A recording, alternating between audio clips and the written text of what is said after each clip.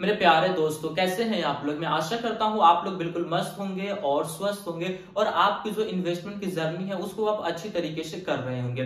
दोस्तों, आज से करीब 10 दिनों के बाद हमारे सामने साल 2024 आने वाला है। ऐसे में कई सारे ऐसे लोग थे जिन्होंने इस साल का काफी बेसब्री से इंतजार कर रहे थे कि नया साल आएगा तब हम अपने पैसे को इन्वेस्टमेंट करेंगे। तो दोस्तों, आज के इस वीडियो में मैं आपको बताऊंगा कि आपके नए साल आने वाले हैं, जो 2024 आने वाले हैं, उसके अंदर आप कौन से मिड कैप कैटेगरी के फंड को आप चुन सकते हैं, उसमें अपने पैसे को इन्वेस्टमेंट कर सकते हैं। दोस्तों, मैंने इस वीडियो से पहले मैंने स्मॉल कैप फंड के ऊपर एक ऑलरेडी वीडियो बना दिया है। उसमें मैंने जिस फंड को सजेशन किया है, अगर आप उस फंड को लेते हैं तो आपको इस मिड कैप फंड को लेने की कोई जरूरत नहीं पड़ने वाली है, क्योंकि उसके होल्डिंग्स में सबसे ज्यादा होल्डिंग्स अगर किसी में थी स्मॉल कैप कैटेगरी वाले फंड की, तो उसकी होल्डिंग सबसे ज्यादा मिड कैप में ही थी। अगर आप उस फंड को आप ले लिए हैं तो आपको मिड कैप की कोई सा भी फंड लेने की जरूरत नहीं पड़ने वाली है। लेकिन अगर आप उस फंड को नहीं लिए हैं तो इस वीडियो को आप देख लीजिए। आप चाहे तो स्मॉल कैप के उस फंड को भी ले सकते हैं और आप इस मिड कैप के इस फंड को भी ले सकते हैं। दोनों ही फंड यहाँ पे मैंने बहुत ही अच्छे तरीके से रिसर्च किया है, तब जाकर के मैंने इस फंड को चुना है। तो चलिए दोस्तों, बिना देर किए हुए हम अपने इस वीडियो को शुरू करते हैं और हम देखते हैं कि आज के हमारे 2024 के लिए कौन से मिड कैप फंड बेस्ट होने वाले हैं। उससे पहले मैं आपको बता दूं कि म्यूचुअल फंड के कुछ बेसिक चीजें आपको जानना जरूरी है। जैसे कि यहाँ पे आपको लिखा हुआ है कि म्यूचुअल फंड क्या है। तो म्यूचुअल फंड में अगर आपको इन्वेस्टमेंट करना है तो आपको यहाँ पे 3 कैटेगरीज देखने को मिलेगी। नंबर 1 कैटेगरीज आती है लार्ज कैप, जिसके अंदर आपको $10 बिलियन के अधिक जो मार्केट कैपिटलाइजेशन के हिसाब से नेटवर्क के ऊपर से कोई कंपनी आती है तो उस कंपनी को हम लार्ज कैप में रखते हैं, जिसका मार्केट कैपिटल $10 बिलियन से अधिक का होता है। उसके बाद आता है दोस्तों मिड कैप, जिसके बारे में आज के इस वीडियो में हम बात करेंगे। तो मिड कैप के अंदर आपको 5,000 से लेकर के 20,000 करोड़ के बीच में जो कंपनियां आती है उस कंपनी को एक लिस्ट होता है, जिस कैटेगरी को हम मिड कैप कहते हैं। फिर लास्ट में हमारे पास आता है स्मॉल कैप, जो कि सबसे ज्यादा रिटर्न्स देने की क्षमता रखता है और सबसे ज्यादा यहीं पे हमें रिस्क देखने को मिलता है। तो जिस कंपनी का मार्केट कैपिटल 500 करोड़ से नीचे का होता है, यानी कि 499, 400, 300 करोड़ के आसपास होता है, तो उस कंपनी को हम स्मॉल कैप फंड कहते हैं। तो स्मॉल कैप के ऊपर मैं ऑलरेडी वीडियोस बना दिया हूं कि कौन सा फंड 2024 में हमारे लिए बेहतर होगा। तो आज के इस वीडियो में हम बात करेंगे मिड कैप के ऊपर। तो सिंपली दोस्तों, मैं यहाँ पे आपको लिख देता हूं कि आज के इस वीडियो में हम जो बात करने वाले हैं वो हम बात करेंगे मिड कैप के ऊपर। तो चलिए हम अपने फंड को देखते हैं कि हमारे कौन से फंड सबसे बेस्ट होने वाले हैं। सबसे पहले मैं आपको यहाँ पे उस फंड को लिखता हूं जिस फंड को मैंने स्मॉल कैप के ऊपर सजेशन किया है, क्योंकि उस फंड को भी अगर आप ले लेते हैं तो आपको मिड कैप के बराबरी का ही अच्छे रिटर्न वहां पे देखने को मिलेगा। उस फंड का नाम मैं यहाँ पे लिख दे रहा हूं, HDFC Nifty small cap 250 index fund. अगर आपको इस फंड की पूरी जानकारी चाहिए तो आप हमारे चैनल पे वारिस लॉ फाइनेंस पे जाकर के आप इस वीडियो को देख सकते हैं, जिसमें मैंने ये बताया है कि साल 2024 के लिए एक ही स्मॉल कैप फंड काफी है। आज की इस वीडियो में जिस फंड की हम बात करने वाले हैं उस फंड का नाम है हमारा SBI magnum mid cap fund, क्योंकि आज का जो कैटेगरी है वो हमारा मिड कैप का कैटेगरी है। तो सिंपली उस फंड को मैं यहाँ पे लिखता हूं SBI magnum mid cap fund. आज के इस वीडियो में जिस फंड के ऊपर हम नजर डालने वाले हैं, जिस फंड की सारी चीजों को हम जानने वाले हैं, उस फंड का नाम है SBI magnum mid cap fund, जो कि SBI के द्वारा, यानी कि गवर्नमेंट भी हम इसको कह सकते हैं, SBI के द्वारा जो मिड कैप का एक फंड जो लॉन्च किया गया है, उस फंड की आज के इस वीडियो में हम बात करने वाले हैं। तो चलिए देखते हैं इस फंड के अंदर हमें क्या क्या पोटेंशियल देखने को मिलता है और हमने साल 2024 के लिए इस फंड को ही क्यों चुना है। मैं आपको क्लियर कर दूं कि मिड कैप का फंड है और इसकी होल्डिंग्स आपको सबसे ज्यादा लार्ज कैप में देखने को मिलेगी। चलिए हम इस वीडियो को शुरू करते हैं। सबसे पहले इसके हम लॉन्चिंग डेट को देखेंगे कि ये फंड कितना पुराना है, जिससे आपका विश्वास जनरेट होगा। फिर उसके बाद हम फंड साइज को देखेंगे, इससे आपको ये क्लियर होगा कि कितना का लोड ये फंड उठा के चल रहा है, कितने लोगों ने यहाँ पे विश्वास करके अपने पैसे को इन्वेस्टमेंट किए हैं। फंड साइज देखने के बाद यहाँ पे हम देखेंगे एक्सपेंस रेशियो को, फिर उसके बाद हम देखेंगे इसके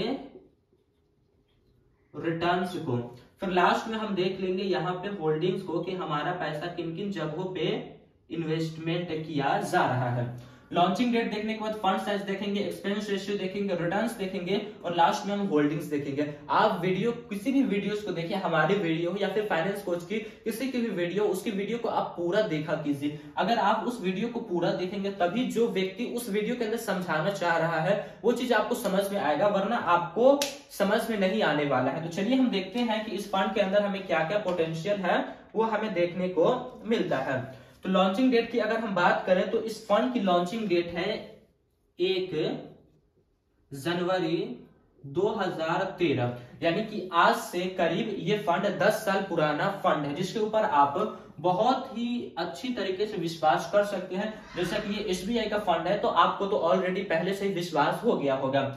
फिर हम देखते हैं फंड साइज की, तो यहाँ पे आपको काफी बड़ा फंड साइज जो है वो देखने को मिलता है। यहाँ पे आपको 13,202 करोड़ रुपए का आपको यहाँ पे फंड साइज देखने को मिलता है, जो कि काफी बड़ी बात होती है। फिर एक्सपेंस रेशियो की अगर हम यहाँ पे बात करें तो यहाँ पे आपसे एक्सपेंस रेशियो ना बहुत ज्यादा ना बहुत कम आपसे लिया जा रहा है, 0.86% ही मात्र आपसे एक्सपेंस रेशियो लिया जा रहा है, जो कि ये मिड कैप का फंड है। यानी कि जो फंड मैनेजर इस फंड को चला रहा है वो फंड मैनेजर कुछ आपसे चार्जेस को लेता है, तो यहाँ पे आपसे 0.86% आपसे चार्जेस को लिया जाएगा। फिर अगर हम यहाँ पे रिटर्न्स की बात करें तो यहाँ पे आपको जो रिटर्न्स देखने को मिलेगा, जो लास्ट के 3 इयर्स का जो रिकॉर्ड है, यहाँ पे आपको 28.75% का आपको यहाँ पे रिटर्न्स देखने को मिलेगा, जो कि ये 3 साल का रिकॉर्ड है। अगर आप लंबे समय में जाएंगे तो आप यहाँ से 18 से लेकर के 22 तक आप यहां से एक्सपेक्ट कर सकते हैं कि हमें फ्यूचर में रिटर्न्स मिल सकते हैं। लेकिन लास्ट का 3 साल का अगर हम रिकॉर्ड देखें तो यहाँ पे आपको 28% यानी कि समथिंग 19% का आपको रिटर्न्स देखने को यहाँ पे मिल जाएगा। फिर लास्ट में हम देखते हैं इसकी होल्डिंग्स को। अगर हम मार्केट कैपिटलाइजेशन के हिसाब से बात करें तो इनकी होल्डिंग्स 3 जगहों पे आपको देखने को मिलेगी। सबसे ज्यादा होल्डिंग्स आपको यहाँ पे लार्ज कैप में देखने को मिलेगी, फिर उसके बाद आपको यहाँ पे मिड कैप में देखने को मिलेगी, फिर आपको लास्ट में स्मॉल कैप में आपको देखने को मिलेगी। लार्ज कैप में होल्डिंग से अगर हम बात करें तो यहाँ पे 68.83% का आपका जो होल्डिंग्स है वो लार्ज कैप में देखने को मिलेगा। यानी कि जो $10 बिलियन से अधिक की जो कंपनी है उसके अंदर आपका 68% पैसा, यानी कि अगर आप 2000 भी इन्वेस्टमेंट करते हैं तो 2000 में से 68% पैसा आपका जो $10 बिलियन से अधिक की कंपनी, जैसे कि रिलायंस हो गया, HDFC बैंक हो गया, SBI बैंक हो गया, फिर से अगर हम कहें ICICI बैंक हो गया, इन सभी जगहों पे आपका पैसा इन्वेस्टमेंट देखने को मिलेगा। फिर मिड कैप की अगर हम बात करें तो यहाँ पे आपको 26.94% का आपको जो रिटर्न्स है वो आपको मिड कैप के अंदर देखने को मिलेगा। फिर लास्ट में अगर हम स्मॉल कैप फंड की बात करें तो यहाँ पे आपसे 4.23% का पैसा आपका स्मॉल कैप फंड के अंदर देखने को मिलेगा।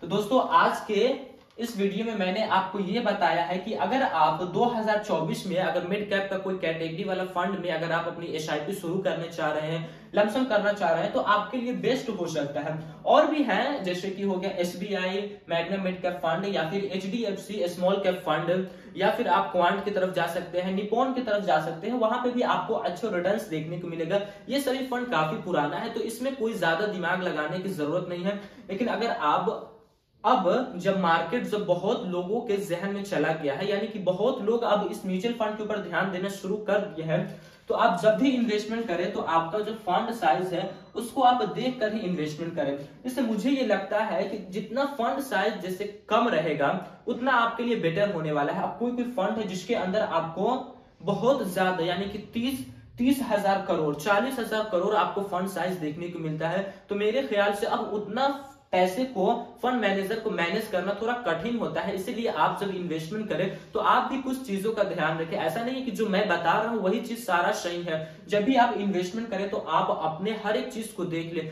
आप मुझसे ज्यादा उस फंड की तहकीकात कर ले, उस फंड के ऊपर रिसर्च करें कि आगे चल के ये कैसा रहने वाला है, पीछे का इसका जो रिकॉर्ड है वो कैसा रहने वाला है। सभी चीजों को आप अच्छी तरीके से देख ले, तभी आप अपने पैसे को इन्वेस्टमेंट करें। आप एक ही फंड में अपने पैसे को इन्वेस्टमेंट कीजिए। मैं यहाँ पे चाहूं तो आपको आपको SBI के साथ साथ HDFC का भी सजेशन कर सकता था, क्वांट भी कर सकता था, निपॉन भी कर सकता था, कोटक भी कर सकता था, लेकिन नहीं, मैंने यहाँ पे बस मात्र आपको समझाने के लिए एक फंड मैंने लिया है ताकि आपको ये क्लियर हो कि आप 2024 में मिड कैप कैटेगरी में किसमें इन्वेस्टमेंट करेंगे। आप किसी भी फंड में इन्वेस्टमेंट कीजिए, चाहे वो लार्ज कैप का कैटेगरी हो, चाहे वो मिड कैप का कैटेगरी हो, चाहे वो स्मॉल कैप का कैटेगरी हो, किसी में भी आप इन्वेस्टमेंट करें तो एक बार जरूर उसके ऊपर अच्छे से रिसर्च कर ले। फिर आपके जो फाइनेंस के कोच होंगे उनसे आप अच्छी तरीके से सजेशन कर ले, उनसे अच्छी तरीके से सलाह ले ले। आप पूरी अंदर तक जाए कि होल्डिंग्स के अंदर हमें कौन कौन से स्टॉक्स देखने को मिलते हैं। यहाँ पे आपको 70-75 स्टॉक्स मिल रहे हैं, लेकिन वो कौन से स्टॉक्स में देखने को मिलते हैं।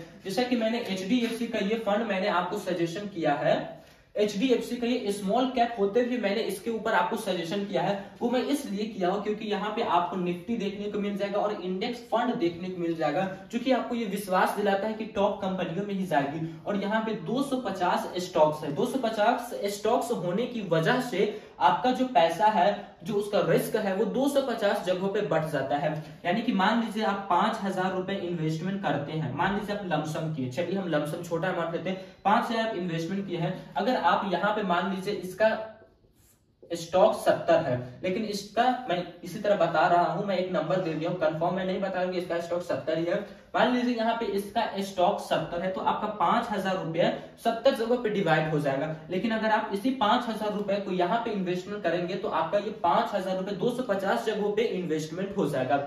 और मार्केट की ये खास बात है, किसी भी जगह की मैं बात करूं तो अगर आप लंबे समय यहाँ पे देंगे, मान लीजिए आप 10 साल देंगे इस जगह, 15 साल देंगे, 20 साल 30 साल देंगे, तो आपका पैसा डबल से ज्यादा, डबल की तो बात ही छोड़ दीजिए, आपका पैसा बहुत बड़ा अमाउंट बन के वहां से निकलेगा। क्योंकि लंबे समय में कोई भी कंपनी वो ग्रोथ करेगा ही। और एक चीज और मैं बता दूं कि यहाँ पे रिटर्न्स के साथ साथ आपको कंपाउंड भी मिलता है। तो लंबे समय, जितना आप लंबा समय यहाँ पे देंगे उतना ज्यादा आपको कंपाउंडिंग इफेक्ट का आपको प्रॉफिट देखने को मिलेगा। यहाँ पे तो ये आपको 28% यानी कि 18 से 22% तो मिल ही रहा है, लेकिन उसके बाद भी आपका रिटर्न्स के ऊपर और आपके प्रिंसिपल अमाउंट के ऊपर आपका पैसा कंपाउंडिंग हो रहा है। बेसिकली कंपाउंडिंग हम ये कहते हैं, मान लीजिए आपने 1 लाख रुपए इन्वेस्टमेंट किया है, 1 लाख के ऊपर मान लीजिए 28% का आपको इंटरेस्ट मिला, यानी कि प्रॉफिट हुआ, तो 28,000 रुपए ये हुआ। तो इस 28,000 के ऊपर भी आपको 28% का आपको रिटर्न्स देखने को मिलेगा। और ऐसा हमेशा लगातार चलता जाएगा। जितना आप लंबा समय यहाँ पे देंगे उतना ज्यादा आपको यहाँ पे प्रॉफिट देखने को मिलेगा। मेरे ही चैनल पे मैंने एक वीडियो अपलोड किया है जिसमें मैंने ये बताया है कि सिंपल इंटरेस्ट और कंपाउंड इंटरेस्ट में क्या फर्क है। सिंपल इंटरेस्ट जो आपको बैंक FD वगैरह में मिलती है, लेकिन कंपाउंड इफेक्ट अब यहाँ पे हम देखें तो यहाँ पे आपको म्यूचुअल फंड स्टॉक्स वगैरह में, यानी कि 100 स्टॉक्स को मिलाकर ही एक म्यूचुअल फंड बनता है। तो म्यूचुअल फंड में आपको कंपाउंड इफेक्ट देखने को मिलेगा। तो आप जाकर के उस वीडियो को भी देख सकते हैं कि सिंपल इंटरेस्ट और कंपाउंड इंटरेस्ट क्या होता है, कंपाउंडिंग इफेक्ट क्या होता है। अगर आप उस चीज को समझेंगे तो आपको इन्वेस्टमेंट से जुड़ी काफी चीजें क्लियर होंगे। तो चलिए दोस्तों, यही भी मैं अपनी इस वीडियो को खत्म करता हूं। और हाँ दोस्तों, ये वीडियो कोई सजेशनल वीडियोस नहीं है, बल्कि ये एक एजुकेशनल पर्पस के लिए वीडियोस बनाई गई है। अब जब भी इन्वेस्टमेंट करने जाए तो आप अपनी हर एक चीज को देख लें और अपने फाइनेंस के जो आपके कोच हैं उनसे आप सलाह जरूर से जरूर ले लें, फिर जाकर आप अपने पैसे को कहीं भी इन्वेस्टमेंट करें। फिर मिलेंगे दोस्तों एक नए वीडियो में, तब तक के लिए जय हिंद जय भारत। अल्लाह पाक आपको सलामत रखिए और आप हमारे वीडियोस को इसी तरह देखते रहें और अपना प्यार देते रहें।